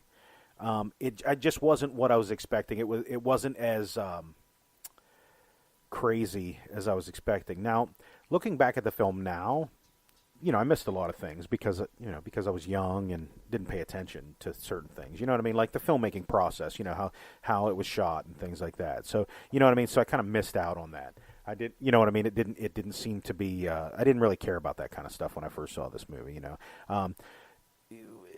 When I saw this movie, and again, you've kind of coined the term "boobs, blood, and mayhem." It was definitely full of mayhem, and there was blood, but there wasn't a whole lot of boobs. And when I saw this movie, that was kind of a letdown. Not that would affect anything, but when I saw this movie, I was strictly a slasher guy. You know what I mean? I don't know. I just feel like Part 2 is a better movie for me, which is funny, I'm sure, to hear me say, because there's a lot of comedy. Yes. There's a lot of comedy in Part 2. But and you know what, John? I'm going to be honest with you. I think I saw 2 first. Okay. So maybe now that I think about it, maybe that had something to do with why I didn't care for 1 as much as I did for 2, because it wasn't the same thing. You know what I'm saying? It wasn't. Yeah, exactly. There was definitely some comedy in one, but nowhere near what it was in part two. So I went into part one expecting something totally different, and I got what I did. And listen, when I say I didn't like it as much, I mean I still love the movie. I think it's a great movie. I think it's a classic, and it deserves to be, where it is in people's minds. But for me, it just wasn't what I was expecting. I thought, I don't know. It's very hard to explain, man. I don't know what it is about this movie that I can't really pinpoint exactly what it is why I didn't like it. That's why I think it was probably just the that I'd seen part two first, and that the hype surrounding it was so big that it wasn't as good as I was expecting it to be. That doesn't mean that I didn't think it was a good movie. It just wasn't as good as I was expecting. Okay, I feel you totally, yeah. and it is amazing to hear you say you like the comedic one over the right. more, because the Evil Dead 1 is a very serious horror movie, and I would say it's probably one of the best independent horror movies of all time. I would agree with you there. And I would say it's probably one of my favorites of this year. I love this movie. Basically, and I know everyone's seen this, but I'll go through the goddamn plot. Why the hell not? Yeah. It's basically 5 friends. They kind of drive up to this cabin in the woods, and they get there, and they're kind of just hanging out, talking and stuff, and they find this Book of the Dead, and through some way, shape, or form, it's read out by this recording, and the Evil Dead come to get them, and the woods themselves. And there are some really scary ass scenes in this movie, like the girl getting raped by the tree. I always thought that was one of the scary, and the way Raimi does that, man, it's, to this day, I think it's very effective. Sure, like, I agree. People said the remake with the CGI vines and shit was better. I disagree, man. I think this scene is done far better. I agree. It's just creepy how the vine keeps going, like this branch keeps going up her leg. I mean, that's some scary shit. Yeah. And I kind of love the descent to madness for all these people, and kind of the crazy gore scenes. And I think this is like, for any independent horror filmmaker out there, this is the template. Like this is the movie you watch to make your movie. Like this is, you follow some of the guidelines that Raimi took, because he really didn't have much. He didn't have a lot of good actors. I mean, obviously Bruce Campbell was the only real actor of the 5 of them. I actually got to meet all the women. Oh, nice. All the ladies of the Evil Dead at a convention a few years ago. They were all very nice, but none of them are really trained actors or whatever. Right. And I'm not sure. Did the other guy ever go on to do anything? I believe his name was Scott in the movie. No, I don't believe so. Nothing major, anyways. I mean, I don't think. Go ahead. I'm sure he had some parts in Raimi movies, but other than that, I don't believe he did anything. No. Yeah. See, I actually thought he was okay compared to the rest of them. Like, I always thought he was the second best if Bruce Campbell was the first. But yeah, man, I just love some of the scenes of this movie, like the scene where he goes down to the basement and that light bulb kind of fills up with blood, and that creepy kind of I don't know if it's like 50s music or 40s music. Yeah.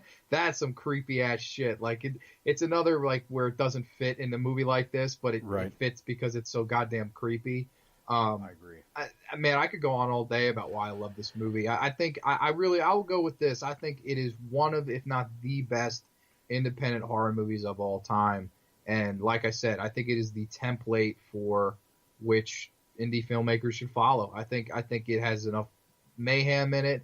It has all the blood. You're right. It does not have boobs or anything, but I do appreciate the serious tone in this movie. Yeah. And I appreciate that even in the year of the slasher, you had this movie that really kind of went against that grain and was something a little bit different and a little bit more inventive. And like, I always look for stuff like this when a year is defined by a certain genre. You know what I mean? Sure.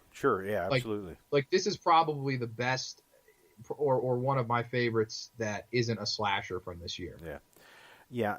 And that's when I was talking about the movie making in this film. That's what that's the one thing that stands out to me now. It really didn't then, but it does now. There was a lot of inventive things. Like the light bulb filling up with blood. I thought was really cool. The rape scene. The girl getting raped by the vines or whatever. And he did a lot of handheld running through the woods. that was very, very cool. You know what I mean? I definitely got to give credit to Sam Raimi here, because he really did some things that hadn't been done on the regular. You know what I'm saying? And it stuck, and people really dug it. So that's what I mean by that. And I think that you really, especially if, like you said, if you're a filmmaker, or you want to make films in the future, definitely worth watching just for the filmmaking process. Not let alone the movie itself. I mean, it's a good movie, but the filmmaking is very, very good in this movie. A lot of ingenious type things, and it's worth watching just for that, even if you don't like the film. Which I can't imagine anybody doesn't really like this movie, but you know. But yeah, so yeah, great movie. Definitely one that has to be, on the list. And I wanted to. We're going to talk about another movie, but I'm going to spring something on you here. But if you were to look through these, and tell me your 5 favorite movies of this year. Oh wow. Okay. Shit. Do you want spring? I actually have a list. If you want to think about it, I can give. Yeah, you go first, because I'm gonna write it out. Okay. Now these I'm not going to give them in any order, because I don't think that's the fair thing to do. But my 5 favorite movies of this year. The top 2 for me. This is just for me. I'm not that I think I'm not the Academy. Okay, so I'm not giving it for the best filmmaking, and I'm just giving it my favorites. And the top 2 are Halloween and Friday the 13th Part 2. Those are definitely, for me, in my slasher-ness, those are my 2 favorite movies of this year. But the other ones, and I think everybody probably could have called that, the other ones from this year are that I think deserve to be in a top 5 on this year are House by the Cemetery. I feel that that movie is a classic, period, no matter what year. That's just my opinion. An American Werewolf in London. I think that any horror fan would agree that that's probably one of the best, if not the best, werewolf movie of all time. So it has to go on a top 5 list for this year. You can't really go wrong. Now, the 5th one on this list was pretty tough. And for the same reason as An American Werewolf in London, I'm going to give number 5 to The Evil Dead, because of what it means to the genre and how people really feel about it. American Werewolf in London, the best werewolf movie of all time. That's my opinion. I agree with you too. I think it's the best werewolf film of all time. And kind of like what you said, The Evil Dead may be one of the top 3 independent movies of all time. And it was in 1981. So how can it not be on this list? So those are my top 5. There are other ones, The Prowler, The Burning, that I definitely would add to this. Dark Knight of the Scarecrow, I feel, is probably the best horror TV movie of all time. Would those 5 be what you'd consider the best, or those 5 be considered your favorite? I'm going to put it this way. Those are the 5 I feel deserve to be on the top 5 list from 1981. Whether they're, because I just said The Evil Dead is not one of my favorites, so you know what I mean. So I feel it deserves to be on the list, though. So yeah, that's kind of it's more of these are the best movies from this year, as opposed to these are my favorites. Yeah, maybe a combination of the two. Let's just say that. How's that? Yeah, because totally. You got Friday and Halloween Part 2. Those aren't going to make anybody's best movies of the year awards in most of them. So I don't know, maybe a little bit of both. So yeah, in that vein, I definitely would agree with American Werewolf in London. I definitely put that on my list. Halloween 2 for sure. Evil Dead for sure. House by the Cemetery I'd probably put on this list, but just to be, I will put Friday 13th Part 2 as well. Okay. And even I would say The Burning would be right up there for me as well. Yeah. And then I know we disagreed on this one, but Possession would be on my top 5 too. Yeah, actually, just because I think it's batshit crazy. Yeah, one of the things I got into a discussion with somebody on a horror page on Facebook about Miss Ajani's performance in that movie, and guess what I found out? She won best actress at Cannes for this movie in 1981. Wow, I didn't know that, but I did know that. I know she had a mental breakdown, like during or just after the filming of this movie was completed. She had like a Like she literally went to like a rehab place because she had a really bad mental breakdown. Really? No shit. That's pretty interesting. Well, I can understand after this motherfucking movie, though. I mean, playing two roles and crazy shit. But it got to the point. I had this guy so upset on Facebook because I'm just like, look, he was, he obviously must be a huge fan of the movie. I said, look, it's just my opinion. I mean, I'm nobody. You know what I mean? It's no big deal. And he said, well, he said, well, sometimes people's opinions just aren't valid. Oh my God! I thought that was hilarious. That's why I can't stand some motherfuckers like that. Like, you agree to disagree. Right, Move right, on. right. It's okay. Like we talked about that movie for what, 20 minutes last episode, and, right. and never was it like, you motherfucker, right. you don't like, right. like that's not the way to go about that shit, man. Right. So yeah, I just thought it was funny. You know what I mean? It really isn't that big of a deal to me, but I just thought it was funny that he must he must know her or some shit. You know what I mean? Must be his wife's mother or something. I don't know. But anyways, I just thought that was pretty funny, but you know what? People are passionate, you know what I mean? People are passionate about the horror genre, you know what I mean? So I get it, man. Listen, don't tell me that fucking Amy Steele ain't the best fucking final girl of all time, or we're going to fight. That's just all there is to it. So I get it. I get it. I would be right there with you. We'd have a tag match with whoever the hell they'd argue is the best final girl. Right. So, I get it. I mean, I understand the passion behind the movies. I mean, that's why we do this, right? So, but here's the thing. I couldn't even get him to listen to the podcast because he blocked me. So, but that's really? Yeah, that's all right. That's all right. Yeah. So, anyways, I just thought it was he doesn't even know that I loved it. I know, right? You need to talk to my buddy John. Anyway, so you should have told them. Well, if you combined our scores, the movie got a 12 out of 20.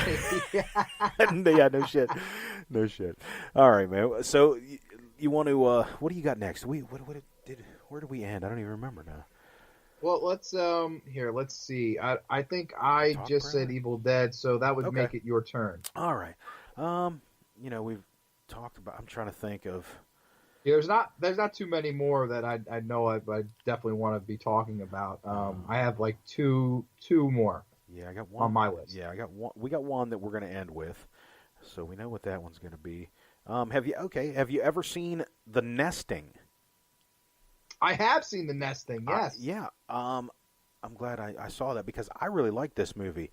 Well, tell me what you think, and then I'll tell you what I think. Well, first of all, this is another it's fucking weird because 1981 has the best like poster art designs of all time. Yes. This one is no exception. I love this poster art design. It's basically this woman. It's her face, and then it's the kind of the scythe, or I don't know what is that, a scythe? Yeah. It's like a sickle. Yes, sickle, like a handheld sickle. And it's the classic. It's like wrapped around her head, and it's the scream, and in the background is kind of this haunted house mansion thing.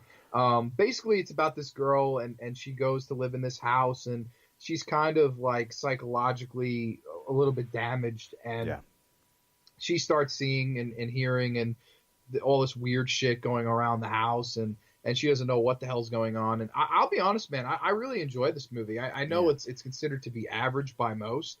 But I would say this one's a little bit above average. I kind of enjoyed this movie. I thought it was creepy in spots. I thought the lead actress does a well enough job. Yeah. And I thought it was actually a really well shot movie for the 1981. And I don't know how – I'm going to look up actually the budget of this movie because I would be very interested to know. But I think it looked like it had some money behind it, unless I'm crazy. No, I mean, I think this is definitely an underrated gem, even by me. I don't know why I haven't talked about this movie, in either of these episodes, because this is another one.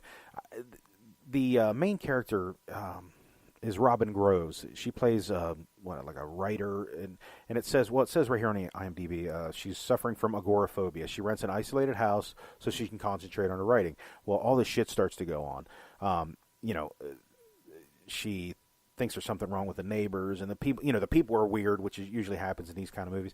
And I wouldn't say that I'm the biggest haunted house type movie person either, just from my history. Not that, again, when I was younger, I was, it was all about the slashers, you know what I mean? So, but as I gotten older, I enjoy these movies a lot more than I did then. And this is one I probably didn't see until, maybe 3 or 4 years ago for the first time. But I really, really like it. Like you said, Robin Groves, who has been in, quite a few things. I mean, she was in deep a Voyager, Star Trek Voyager. She was in the movie Sliver. She was in Silver Bullet. If anybody, is for Silver Bullet fans out there, have we talked about Silver Bullet yet? We have not talked, but that's from '85. Yeah, no, I mean in our podcast at all. We have never talked about it. No. Yeah, we need. I mean, I'm a fan. I don't know about you, but we should talk. I'm a fan. Yeah, totally. Oh, this is a classic sweet. Stephen King story. Yeah. But I think she did a really, really good job. She was, she was attractive, which helped. I don't remember if there's any nudity. Listen, and if that's another thing. If you ever listen to me talk about movies, and I say I don't remember if there's any nudity in it, it was a pretty good movie. Because it kept my attention. You know what I mean? It must have actually had some merit to it because it kept my attention. So, but yeah, this it's claustrophobic at times. It's like you said, it's kind of batshit crazy at times. You don't know if she's going to jump to her death a couple times, and so that kind of thing. So, I really like the movie. It's definitely worth another watch. This is another one I don't own, and I believe it's out on Blue Underground Blu-ray. So I'm gonna buy it so that I can watch it again. I think I saw it online. So, but yeah, definitely worth watching for sure. And did you you find out about the budget? Anything? I cannot find anything about the budget, but this one is free to watch on Amazon Prime if anybody has Prime. Is it nice? I think we'd both recommend this. Yeah. And actually, the director died pretty shortly after making this movie. Sadly enough. I don't know. I'm looking at his filmography here. He didn't make too much, and a lot of it. This was like the only real movie he ever made. But man, I think he did a hell of a job with this. Yeah. I'm kind of a low key fan of this movie, and I actually would like to go give this a rewatch since it's on Prime, and I haven't seen it in a while. This one runs a little bit longer than your typical 1981 movie. I think it's over an hour and a half long. I'm not sure how long it is, but I remember it running a little bit longer than the rest. But yeah, man, I totally recommend this one, and it has its moments. It's pretty creepy. Yeah, this movie also has a small role. John Carradine is in this movie, and just for fun facts, there is a actor in this movie or an actress in this movie by the name of Bobo Lewis. I just thought that was funny. Bobo. Sounds like someone Dusty Rhodes who cut a promo on. And Bobo Lewis, baby. I'm coming after you. Yeah. All right. So yeah, great movie. I think that's definitely going to be on the list for me to watch sometime in the near future too. I'm going to buy it. I think it'd be cool sometime. Maybe any fans could let us know if they'd be interested in something like this. But I would like to maybe record a commentary for something. Maybe this would be a good movie to do a commentary for. Or maybe it should be something we know a little bit better. What do you think? Would you be interested in doing something like that? I mean, I'd be down to do it. Cool. I don't know if I'd be down for this movie. Like, we could give it a shot, but I'd be down to do it in the near future. Cool. Why the hell not? Cool. All right, cool. Well, yeah. If enough people are interested in it, why not? Hell yeah. Cool. Well, we'll talk about it. We'll see what people have to say. But what else you got? You got another one for me? Yes, I do. It is one that I am not a fan of at all. But I figure we'll talk about it because I don't know actually your thoughts on this movie. Okay. This is one that I kind of throw in the pile here. I think this is one towards the bottom. It is Final Exam. From 1981. What are your thoughts on this movie? Because I'm not too big of a fan. I won't lie. Yeah. This is another one it's kind of hit or miss. You know what I'm saying? Yeah. I don't think it's horrible. I don't know. That's a good question. I think it's definitely lower end, especially for this year. You know what I mean? It's definitely low end. But if you look at the canon of slasher movies as a whole, I would probably put it on the upper side of about halfway. It's definitely not one that is. First of all, I can't stand Radish, the guy at the end of this movie. One of the guys at the end of this movie. You know what I'm saying? He's very annoying. I think this movie reminds me a little bit of a. I don't even know what to call it, like Animal House or something. You know, more on they tried to go with that aspect and try to make Animal House type movie a slasher movie. You know what I mean? They tried to make it more about that, and it didn't really work for me. I don't know, man. I didn't think it was horrible, but I definitely don't think it's it's anywhere near the top, especially for a year like this. This movie, it gets like a 5, like a 4.8 out of 10. So, I mean, if that's what you want to base it on, it's definitely worth a watch if you're a slasher fan. It's, yeah. I don't know, man. I obviously am wishy-washy about this movie, too. I think it depends on your attitude and who you're watching the movie with, whether or not you're going to like it. I didn't think it was horrible, but I didn't think it was great either. Just middle of the road. I totally feel you. And what's crazy, like, I always thought the cover of this movie was really cool. Me I was too. like, oh, man, I can't wait to watch that. Like, that's going to be... And then I remember when I watched it, I was like, what the fuck? Like, the killer in this movie just kind of shows up. Like, right. There's no, like reason. with My Bloody Valentine, there's the legend of Harry Warden. Sure. And with Madman, there's the legend of Madman Mars. And, of course, Jason and Michael in this year. But, like, this even the killer in Don't Go in the Woods at least had a distinct look and shit. Right. Like, this killer, right. Oh man, I would put this killer towards the bottom of the barrel. I agree. I mean, just totally. Horrible. Like I think that's really the thing that bugs me most about this movie, because the poster would have you think like, oh, this is going to be one in that vein right. of a classic slasher. Yeah. And you're right, it plays out more like Animal House. There's more like college buddies right. and drinking right. and until anything really happens. And by that point, it's not funny and it's not scary. You just don't care. Yeah, absolutely. Yeah. It's just a flat movie. I don't think there's this movie has no oomph to it. Yeah. You know what I call this movie? This is The Dorm That Dripped Blood without the heart. You know what I'm saying? It's very, very, I mean, you could definitely, that would definitely be, they could be on a double feature together, but when you see one, you're not going to like the other one. The Dorm That Dripped Blood, as bad as it can be, has much, much more heart than this movie does. I feel like this is one of those ones that they were just pumping out just for cash. You agree with that?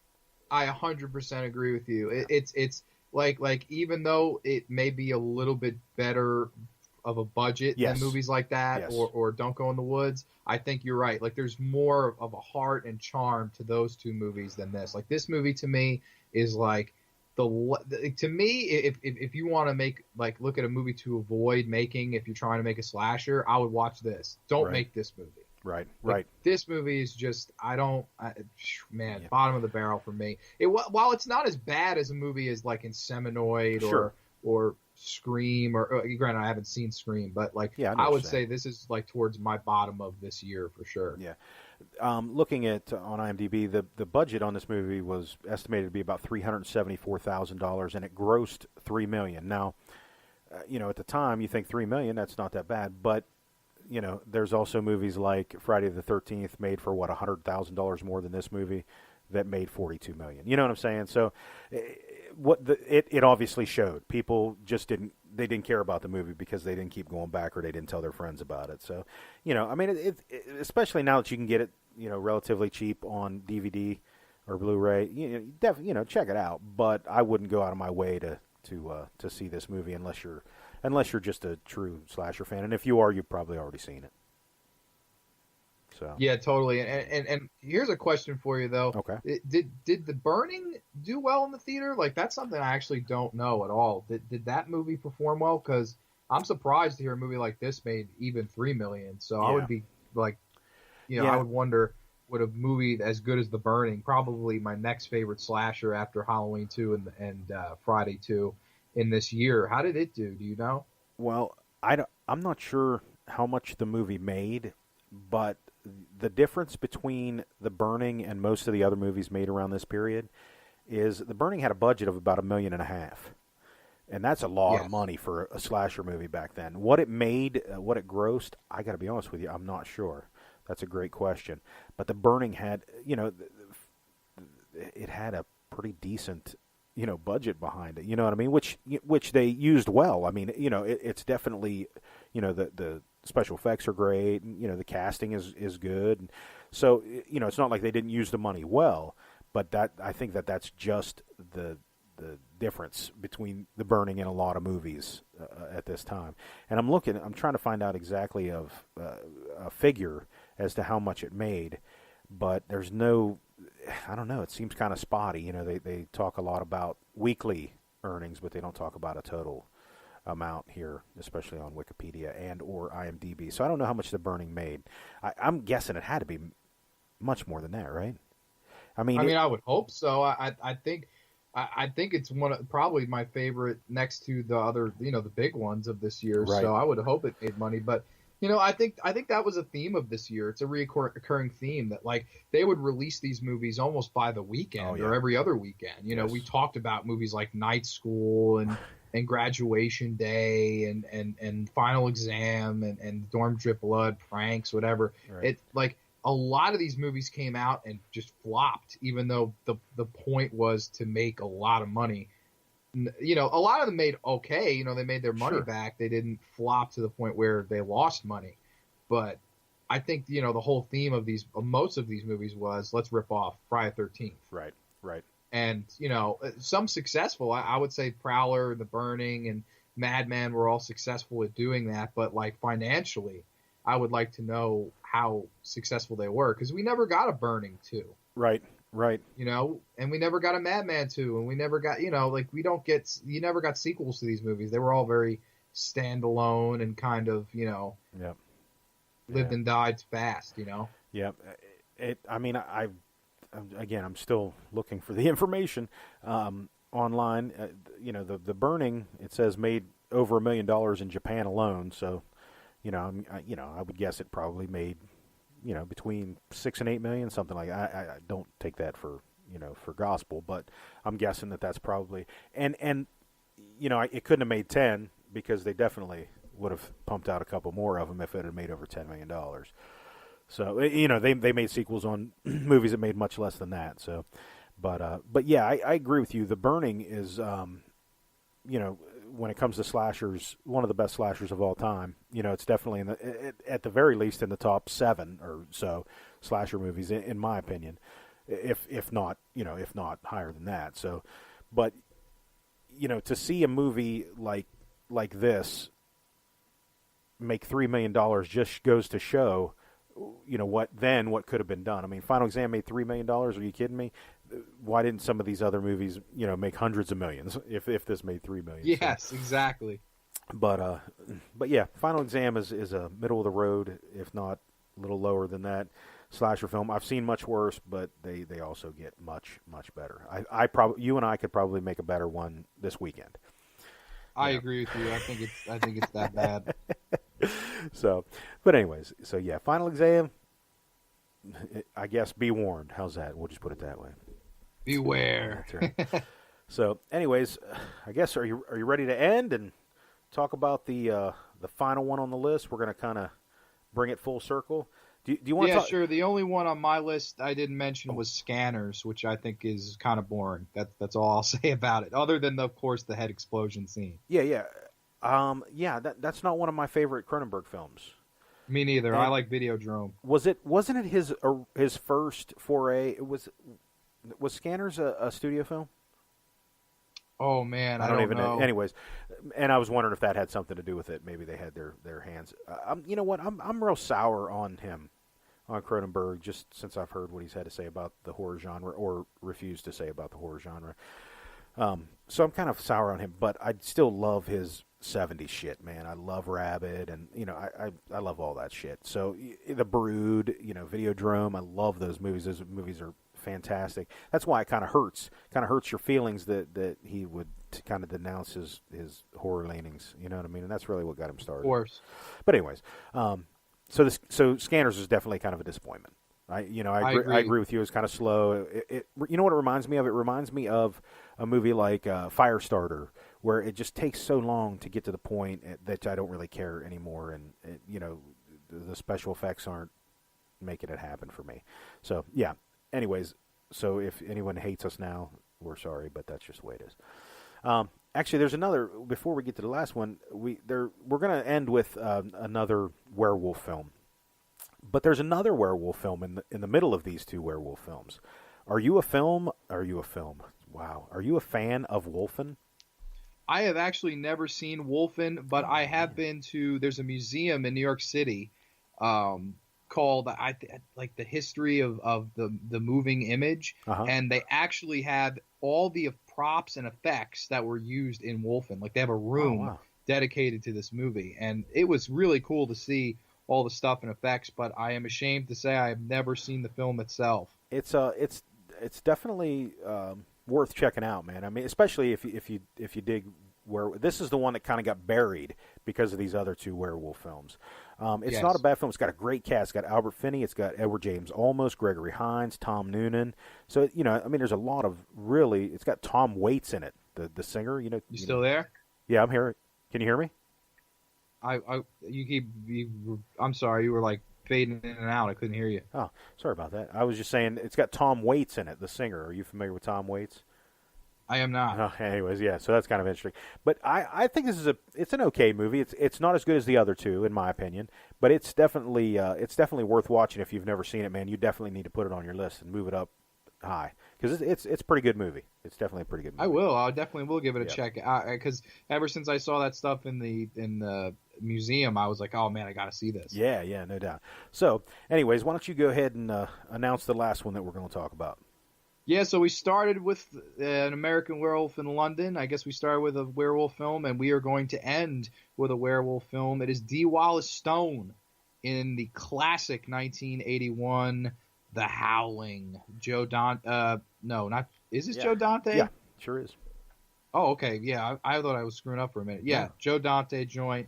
One of the all-time great werewolf films. Don, what are your thoughts on this one? I enjoy this movie a lot. Me too. I don't think it's as good a movie as An American Werewolf in London, but I enjoy it just as much. Does that make sense? Yes, totally. Okay. Not to mention, I don't know how you feel, but I really have a soft spot for Dee Wallace. Especially back then. I mean, obviously, still maybe it's just the characters that she plays. I've never met her in real life, but she plays these characters that you just love. You know what I mean? I don't know if it's the writing or her, or maybe it's just a combination of everything. But I really have a soft spot for her. I really like her a lot. I always thought she was attractive. I loved her in Cujo. Her and Danny Pintaro in Cujo. But this is another one that has a really really good cast too. Dennis Dugan's in it, who went on. He directed a lot of movies. Chris Stone, who she was actually married to for a while. He died of a heart attack.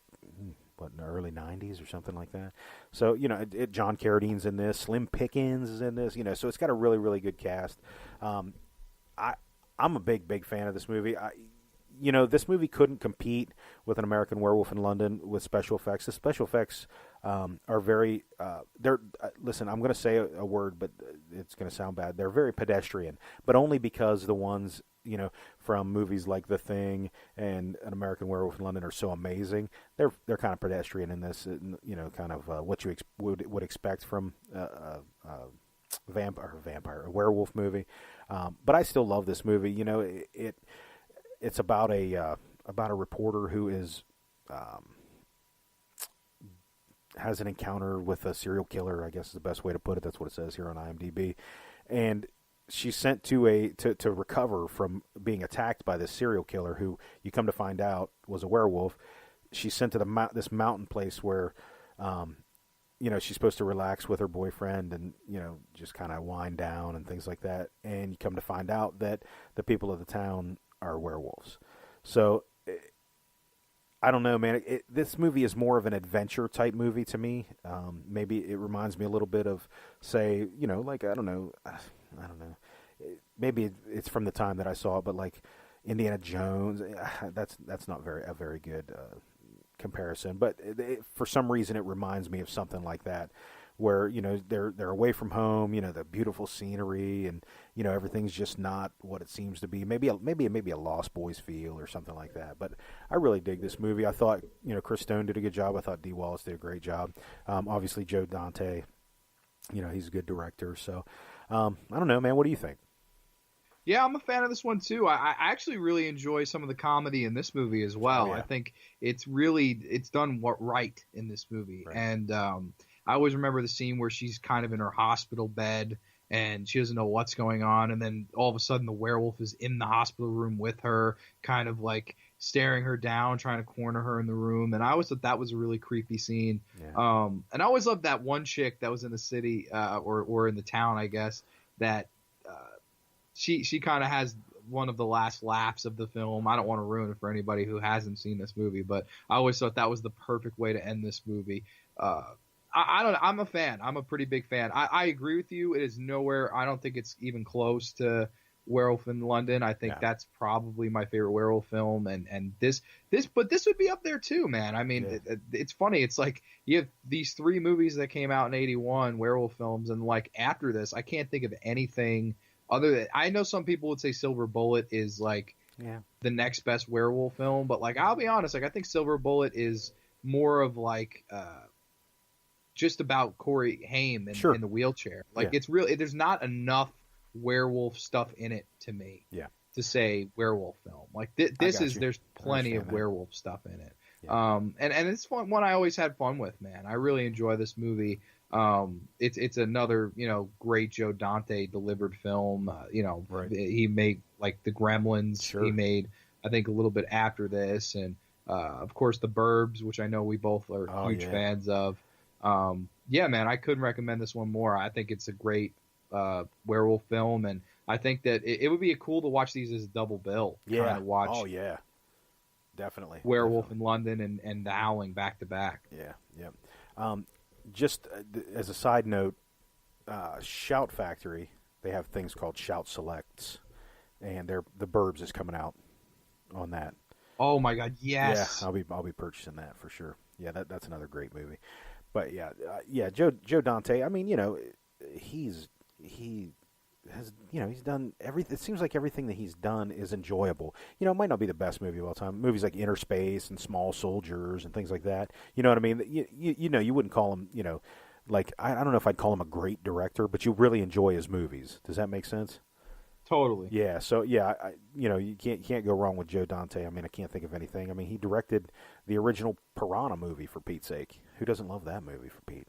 Yeah, I mean, he did before this. Yeah, and he did Explorers. Have you ever seen Explorers? Yeah. So with River Phoenix, right? Yep. Yeah, another really cool movie. So, anyways, Joe Dante's good. But this is a movie that if you haven't seen it, if you've been putting it off or whatever for whatever reason, this is definitely one to check out just because it's just a good time overall. And like I said, the cast makes it worth watching. So, you were talking about Silver Bullet a little bit too, and one of the problems that I have with Silver Bullet, which I love the movie, by the way, is the effects in the movie are really bad. You know what I'm saying? I mean, I don't know how you feel about it, but I feel that they're really, really bad. And I feel like the movie, if they had better, if Silver Bullet had better effects, it would be a better, well-known, quality movie. What do you think? Yeah, I mean, I just think, like, when I think of that movie, I don't think werewolf, right? I think like Gary Busey. Right. I think like Corey Haim. Like, it really doesn't become a werewolf film till the last half of it. True. It's like there's so much exposition to the point where it get like, I remember when I first watched it, I was like, well, I mean, I guess it ends as a werewolf film, but it kind of that movie to me is just all over the place. Like, I can't really put that into a category. It's an enjoyable film. I like the movie. I don't like when I think werewolf film. That one doesn't immediately come to mind. Like to me, that comes more like with Stephen King. Like I think Stephen King when I think that movie. I don't know why. I know people are probably like, what a weirdo, but like that's just kind of my feeling on it. Well. That's a Stephen King movie. Yeah. No, I'm saying that I'm like, most people would associate it with being a werewolf I see film, what you mean. as opposed to associating with being a Stephen King film. I see what you're saying. I look at it more as a Stephen King adaptation than like, it's up there with The Howling, and you know what I mean? Yeah, I got you. I was like, but that's the problem, and that's the problem with Stephen King adaptations. Period, is that it's an adaptation of Stephen King. I mean, he, his like you said, the exposition is just, how do you boil that down, and that makes his stuff really hard to do. I think, in my opinion, that's why when it's done well, it's done really well, or it's totally different than what he originally wrote. So, but anyways, so I guess that's it, man. We ended it with another werewolf movie. Fantastic werewolf movie at that. Talked about another one, Wolfen, which I believe if you haven't seen, you got to check it out. I don't know where you can watch that. I'm sure you can get it on DVD, but it's probably online somewhere. You can get anything on YouTube nowadays, can't you? Yeah, I believe so. I mean, I can check it out right here. Give me 1 second. But so that's the year 1981. John and I chose to do 1981 obviously because it's one of the in our lifetime, in my lifetime, John's not John's lifetime, but in my lifetime, it's my favorite year of horror and probably one of the best, most prolific years in horror ever. Has to be. So that's why we decided to talk about it. Now, if you guys are interested, we'll talk about other years too. And obviously, if you want us to talk about a specific movie, man, just let us know. I know some friends of ours over in England right now are experiencing the biggest snowstorm that they've had in years and years. So you guys listening, I hope you can dig out. If you guys want to hear, we talked about The Shining not too long ago. Go back and listen to The Shining episode. That'll get you in the snow mood. So, but yeah, let us know if you want us to talk about other years and what year that is. I think, John, you had mentioned 1978. Maybe, sometime in the near future we'll talk about 1978. Yeah, this year, along with 78, and I would say 85, yes, would be my top 3 years in horror history. Yeah, I agree. Probably with 85 being on top, because I love like just the amount of stuff. If you look at the list, it goes on and on and on. Like, it is insane how much good stuff, good quality stuff came out all 3 of these years. And just like, we had to take 2 episodes to cover all the stuff that came out in this year. So I like doing these kind of year in review, year glossaries kind of, because you can talk about the great, the good, the bad, and the ugly. So it's really, it's a fun way to kind of cover everything and give people, that are into this time period, And I know there are a lot of people that all they watch is the new stuff, I want to just keep watching new stuff. And that's all well and good, but I like to kind of go back into the past and see what was new back then and talk about it. This is always a fun topic and stuff to do. But if anyone else is interested in a year for us to do, totally recommend, man. I would like to see what years people. I bet it'd be really hard to do one of the years from the 90s. Like, I feel like that would be really hard. Yeah, it was very, very sparse for damn sure. 1995, the year that was. That would be impossible. Oh my God. You know what? I'm going to look. Let's look just for the fuck of it. Let's just see what came out in 1995. I think a Candyman sequel came out in 95. That is the only thing that comes to my brain. Well, don't forget about Candyman: Farewell to the Flesh. As a matter of fact, don't forget about Carnosaur 2. Oh, classic. Castle Freak. That was a good movie. That actually is a good movie. Yeah, Demon Knight. That wasn't too bad. Oh yeah, that's about it, dude. Leprechaun 3. Oh man, we could spend an hour on Leprechaun 3. We'd have to spend like 20 minutes on each one. That's how few there probably are from years like that. And it's crazy to think that's only 14 years after this. I know, right? It really died quick. Yeah. Well, and one of your other favorites, Texas Chainsaw Massacre: The Next Generation. Holy shit, man! That goes to show you how bad the 90s really were. I mean, my God. Maybe if you were like gun to my head, I'd probably say 96 or 99. Yeah. Or maybe even 90. I think there were a few good ones in 90, but that's just because the 80s were still rubbing off, I think, on the 90s. Right. Yeah, I agree. So what'd you find out? Is Wolfen on YouTube? It is not. I can't find it on YouTube, but it is pretty cheap on Blu-ray. You can get it on Blu-ray for $17. Yeah, not too shabby. All right, man. Well, I'm back to the grind here in about 20 minutes, so we're going to go ahead and end the show. Get to go back out into the cold weather again. I know everyone's excited for me, and I appreciate that. What do you got going on this weekend, man? You got anything going on? No. Well, it's a lot of work, schoolwork, and more work. It's all work. So this was nice kind of to sit back, relax, and chill and talk about the year that was 1981. Yep. All work and no play makes John a dull boy. It does. It does. If I go around with an axe, someone call up Doc Halloran. No doubt. All right, brother. Well, I hope you have a good weekend. Enjoy the work. I'll be in touch about what we're gonna do next. Actually, I forgot to mention, I'm actually doing an interview with a local guy here this weekend by the name of Mike McGrainer. He does a thing called Terror from the 80s, and it's going to be a short thing to try to he's going to promote our show, and we're going to promote him here locally. So that might go up sometime this weekend. Actually, it'll definitely go up sometime this weekend, but it'll be a little short thing. But this is going to be this will actually be released sometime tomorrow morning. I got to get it done in the morning because I got some stuff going on in the afternoon. That interview's in the afternoon. So this will be in the morning tomorrow, which will be the 3rd of March. That is a guarantee. You can count on it. It will happen. So listen up, everybody. I hope everybody's doing well. contact us, fhmpodcast@gmail.com, flashbackhorrormoviepodcast@gmail.com. Check us out on Facebook if you haven't. Obviously, we're trying to be active on Instagram and Twitter and things like that. Sometimes as we get busy, we're not able to do that, but definitely keep an eye on those too. So anything else, John? That's it, my man. All right, cool. Well, man, it was awesome talking to you, and I will be in touch, and we'll figure out what we're going to do next week. Whatever we do, guys, you're going to love it. I guarantee it. So, anyways. That's right. All right, brother. Hey, you have a good weekend, and like I said, I'll be in touch. Everybody else, peace. Take it easy. Take it easy, man. Peace out, guys.